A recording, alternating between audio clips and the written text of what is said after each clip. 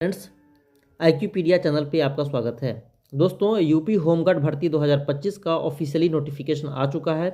Home guard की बहुत बड़ी भर्ती उत्तर प्रदेश सरकार द्वारा अनाउंस कर दिया गया है।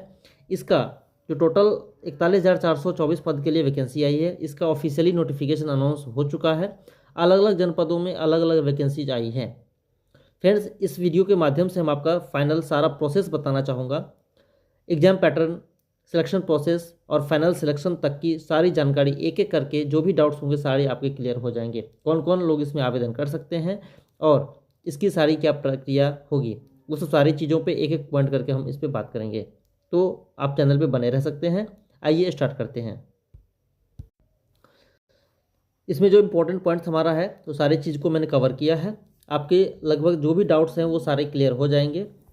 पहला जो इसमें है, टोटल 41,424 पद के लिए ये वैकेंसी है।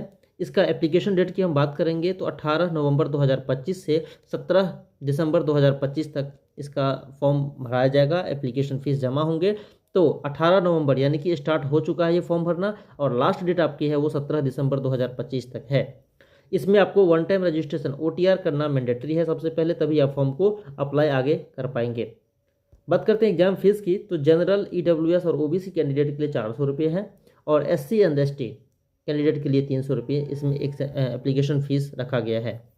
वहीं एज लिमिट की हम बात करते हैं तो जनरल और EWS कैंडिडेट के लिए 18 से 30 साल तक है। मैक्सिमम 30 ईयर्स के कैंडिडेट ही इसमें अप्लाई कर सकते हैं और मिनिमम 18 साल होनी चाहिए। वहीं OBC, SC और ST कैंडिडेट की बात करेंगे तो 18 साल मिनिमम है और मैक्सिमम 35 साल है, यानी कि 5 वर्ष का इसमें छूट दिया गया है OBC, SC और ST कैंडिडेट के लिए। अगला है कि पात्रता यानी कि एलिजिबिलिटी। अब इसमें एलिजिबिलिटी में कौन कौन लोग आएंगे, कौन कौन इसको अप्लाई कर सकते हैं, उसको हम देखते हैं। तो आपको होमगार्ड के पद पर एनरोलमेंट के लिए आपका अभ्यर्थी जनपद का मूल निवासी होना चाहिए, यानी कि जिस जनपद के मूल निवासी हैं उसी जनपद से वो अप्लाई कर सकते हैं। जिस जनपद की रिक्ति के सापेक्ष आवेदन किया गया हो, ठीक है, उस जनपद का मूल निवासी होना आपका मैंडेटरी है। उसके लिए आप मूल निवास प्रमाण पत्र जो है डॉक्यूमेंट्स के साथ अटैच आपको करना होगा, जो मान्य होगा उसके लिए। अगला कि सार्वजनिक, शासकीय और अर्धशासकीय अथवा सार्वजनिक उपक्रम की सेवाओं के में नियमित रूप से कार्यरत व्यक्ति होमगार्ड्स के पद पर एनरोलमेंट या पात्र नहीं होंगे, उनको इसके लिए एलिजिबल नहीं माना जाएगा। अगला है कि संघ सरकार या किसी राज्य सरकार द्वारा किसी स्थानीय प्राधिकारी द्वारा संघ सरकार या किसी राज्य सरकार के स्वामित्वाधीन या नियंत्रणाधीन किसी नियम या निगम या निकाय द्वारा पदच्युत व्यक्ति, अगर कोई आदमी को अगर उस पोस्ट से हटा दिया गया है, होमगार्ड्स के पद के लिए एनरोलमेंट नहीं होंगे। किसी न्यायालय में कोई आपराधिक मुकदमा अगर विचाराधीन हो, चल रहा हो, तो वो व्यक्ति भी उसके लिए एनरोलमेंट नहीं होंगे। अगला है कि होमगार्ड्स के पद पर एनरोलमेंट के लिए ऐसे पुरुष व महिला अभ्यर्थी पात्र नहीं होंगे जिसका एक से अधिक पति या पत्नियां जीवित हों, उस केस में भी एलिजिबल नहीं माने जाएंगे। अगर इस टाइप के कोई कैंडिडेट्स हैं तो वो इस पोस्ट के लिए एलिजिबल नहीं होंगे, इसका फॉर्म नहीं भर सकते। अगर भरेंगे तो उनका रिजेक्शन होगा फॉर्म का और आगे की प्रोसेस से हटा दिया जाएगा। वही टाइम टेबल की बात करेंगे तो समय सारणी में ऑनलाइन एप्लीकेशन मैंने बता दिया, 18 नवंबर से 17 दिसंबर 2025 तक है। आवेदन शुल्क जमा करने की जो तिथि है वो सेम डेट है, 18 नवंबर से 17 दिसंबर। और जमा किए गए शुल्क के समायोजन की तिथि जो करेंगे उसका जो आपका एडजस्टमेंट होगा वो 18 नवंबर से लेकर के 20 दिसंबर है, उसका है लास्ट डेट। शैक्षणिक अर्हता यानी कि एलिजिबिलिटी जो आपका है, एजुकेशनल क्वालिफिकेशन की हम बात करेंगे तो आपका एजुकेशन क्वालिफिकेशन में सबसे पहले देखा गया कि 10वीं, आपका एजुकेशन क्वालिफिकेशन में जो है 10वीं कक्षा उत्तीर्ण होना चाहिए। होमगार्ड के एनरोलमेंट हेतु अभ्यर्थियों की शैक्षणिक योग्यता भारत में विधि द्वारा सरकार स्थापित बोर्ड द्वारा 10वीं परीक्षा का कक्षा उत्तीर्ण अथवा उत्तर प्रदेश सरकार द्वारा मान्यता प्राप्त उसके समकक्ष अर्हता होना अनिवार्य है। या माध्यमिक शिक्षा परिषद उत्तर प्रदेश द्वारा हाई स्कूल के समकक्ष अगर कोई दूसरा आपके पास क्वालिफिकेशन है तो भी आप इस पोस्ट के लिए एलिजिबल माने जाएंगे। आपके पास फॉर्म भरते समय आपका सर्टिफिकेट्स और आप जो मार्कशीट है वो होना चाहिए। अंक तालिका और प्रमाण पत्र आपका होना जरूरी है, ठीक है। 10वीं कक्षा की परीक्षा में सम्मिलित एपियर्ड अथवा सम्मिलित होने वाले एपियरिंग अभ्यर्थी पात्र नहीं होंगे। अगर आप कोई कैंडिडेट ऐसा है कि 10th परीक्षा में या तो एपियर्ड हो चुके हैं या एपियर हो रहे हैं तो वो पात्र नहीं माने जाएंगे। क्यों? क्योंकि आपके फॉर्म भरते समय आपका 10th का एजुकेशनल क्वालिफिकेशन का सर्टिफिकेट और मार्कशीट होना अनिवार्य है। अब प्रेफरेंस की बात करेंगे, जो एक्स्ट्रा क्वालिफिकेशन है उन कैंडिडेट्स को इसमें अर्ह माना जाएगा, यानी कि उनके एक्स्ट्रा प्रेफरेंस दिया जाएगा। उसमें अगर इस टाइप के आपके पास सर्टिफिकेट है, जैसे सी प्रमाण पत्र, एनसीसी प्रमाणक पदधारक द्वारा जो है सी प्रमाण पत्र धारक अगर कोई है तो उनको 3 अंक एक्स्ट्रा दिए जाएंगे, उनके मार्क्स जुड़ेंगे। बी धारक प्रमाण पत्र धारक को 2 अंक और ए प्रमाण पत्र धारक को 1 अंक। वहीं भारत एस्कॉर्ट एवं गाइड प्रमाण पत्र अगर कोई धारक है तो उसको भी 1 अंक उसके लिए दिया जाएगा। अगला इसमें है कि UPSDMA तत्वाधीन में आयोजित आपदा मित्र प्रशिक्षण अगर कोई कर रखे हैं तो उनको भी 3 अंक उसमें अलग से दिए जाएंगे। वहीं वैध आपके पास ड्राइविंग लाइसेंस है, ड्राइविंग लाइसेंस जो व्यक्ति जिनके पास है उनको अलग से 1 अंक उसमें दिया जाएगा। अगला प्रोसेस आपका है रिटन एग्जामिनेशन। अब देखिए इसका सिलेक्शन प्रोसेस क्या है वो देखते हैं। तो सबसे पहला तो आपको इसमें सब फॉर्म भरने के बाद आपका जो है इसमें रिटन एग्जाम होगा। रिटन एग्जाम की हम बात करेंगे तो जनरल नॉलेज की बात है यहाँ पर, वो आपको 100 प्रश्न आपके पूछे जाएंगे। टोटल 100 क्वेश्चन का 100 नंबर का आपका जो है ये 2 घंटे का पेपर होगा, जिसमें प्रत्येक एक क्वेश्चन के लिए 1 अंक निर्धारित है।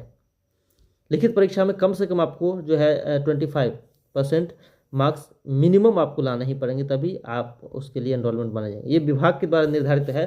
कंपटीशन तो आप इतना ज़्यादा समझ रहे हैं कि है कि 25% क्या, आगे जो भी कंपटीशन का जो सिनेरियो है उस आधार पर 60-70% भी कहना मुश्किल है कि उससे भी ज़्यादा जा सकता है। बाकी देखते हैं क्या आता है आगे।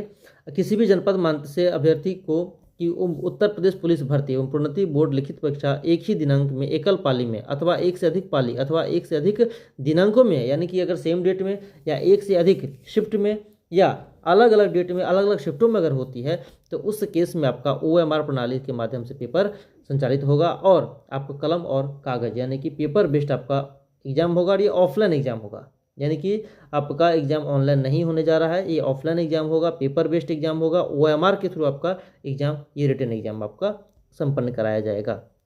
लिखित परीक्षा का जो पाठ्यक्रम है, इसको सिलेबस की अगर हम बात करेंगे तो जनरल जो आपका नॉलेज का 100 क्वेश्चंस पूछे जाएंगे, उसको हम देखते हैं कि क्या क्या क्वेश्चन कहाँ कहाँ से आएगा। यहाँ पर हिंदी इंग्लिश में दोनों में बोलूँगा मैं। जो है जनरल नॉलेज आपके क्वेश्चन है, जनरल नॉलेज से क्वेश्चन आएंगे। General science, Indian history, Indian constitution जो हमारा संविधान है उससे, तो उसका इंडियन इकोनॉमी अर्थशास्त्र से, इंडियन कल्चर जो हमारा संस्कृति है, इंडियन एग्रीकल्चर कृषि से, कॉमर्स एंड ट्रेड, पॉपुलेशन जनसंख्या, environment and urbanization, geography of India, मतलब मोटा मोटा शब्द में देखेंगे तो हिस्ट्री आपके, geography, polity, science, UP GK, UP special जो भी क्वेश्चंस है यूपी से संबंधित, हिस्ट्री, ज्योग्राफी, पॉलिटी सारे। उसके बाद आपका हो गया करंट अफेयर्स हो गए, कंट्री, कैपिटल, नेशनल, इंटरनेशनल, जितने भी चीज़ें आप यहाँ पर देख रहे हैं वो लगभग हर चीज़ से आपको कवर कर लिया। जनरल नॉलेज से संबंधित जो भी क्वेश्चंस हैं, history, geography, polity, science, current affairs हो गए, ये सब सारी चीज़ें मिला करके नेशनल इंटरनेशनल से संबंधित वो आप यहाँ पर देख रहे हैं, इससे क्वेश्चंस पूछे जाएंगे। वैसे इसका मैं डिटेल में एक बुक लिस्ट और सिलेक्शन प्रोसेस के लिए आपका जो है कंप्लीट एक स्ट्रेटेजी लेकर के आपके सामने बहुत जल्द आऊँगा। अगला है, जब रिटन एग्जाम आप दे देंगे तो आपका जो प्रोविजनल मेरिट लिस्ट जो बनेगा और प्रबंधित श्रेष्ठता सूची वो किस आधार पर बनेगा। तो देखिए अभ्यर्थियों की लिखित परीक्षा में प्राप्त जो आपको मार्क्स होंगे, रिटन एग्जाम में जो आपके नंबर आएंगे वो तो, और उसके बाद प्रस्ताव 3.7 में अंकित अधिमानी अर्हता, जो प्रेफरेंस वाला हमने देखा किसी को 3 नंबर किसी को 1 नंबर, जो सर्टिफिकेट जिसको जिस टाइप से है, तो उनको जोड़ने के बाद एवं के आधार पर लिखित प्राप्त अंकों को जोड़ने के उपरांत सभी अभ्यर्थियों की जिलावार सूची, ये बहुत इंपॉर्टेंट, जिलावार सूची श्रेष्ठता क्रम में तैयार की जाए, यानी कि डिस्ट्रिक्ट वाइज जो है, ये जनपद वाइज जो है आपके मेरिट लिस्ट बनने जा रहा है। यानी कि रिटन एग्जाम प्लस आपको प्रेफरेंस वाले मार्क्स, प्रेफरेंस वाले जो मार्क्स हैं वो, इन दोनों को जोड़ करके ही आपका मेरिट लिस्ट फाइनल तैयार होगा। वो जनपद आधारित होगा, यानी कि हर जनपद का अलग अलग मेरिट लिस्ट तैयार किया जाएगा। अगला है कि शारीरिक मानक, जो फिजिकल मेजरमेंट है वो क्या है। देखिए पुरुष अभ्यर्थी के लिए फिजिकल मेजरमेंट है, जनरल, अनुसूचित जाति और अन्य पिछड़ा वर्ग के लिए ये है, और इधर अनुसूचित जनजाति के लिए दिया गया है। तो देखिए सामान्य, अनुसूचित जाति और अन्य पिछड़ा वर्ग की बात करेंगे तो उसमें जो है न्यूनतम 168 सेंटीमीटर आपकी हाइट होनी चाहिए।